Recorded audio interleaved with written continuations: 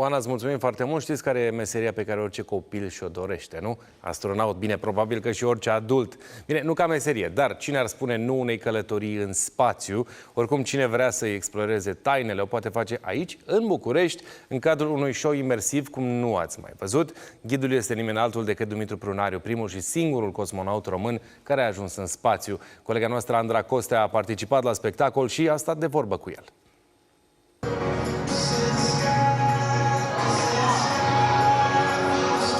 Spațiul cosmic a fost mereu o sursă infinită de inspirație și de informații. Pentru copii este o lume captivantă pe care o pot explora acum și în cadrul unui show imersiv unic. Am venit să explorez lumea. Spectacolul poartă publicul într-o călătorie fascinantă printre planete, stele și alte corpuri cerești.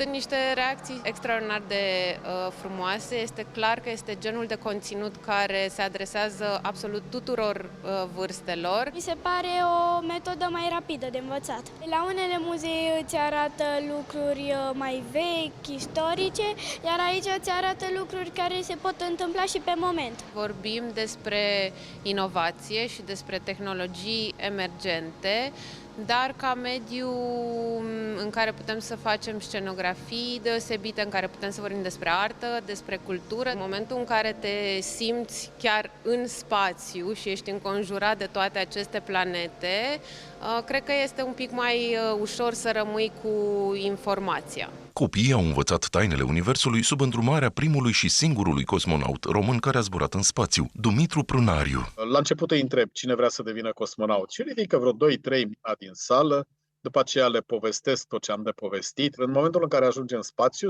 începi să plutești în interior, documentația de bord plutește în fața ta și o liniște deplină. E impresionant, dar senzațional a fost când a răsărit soarele.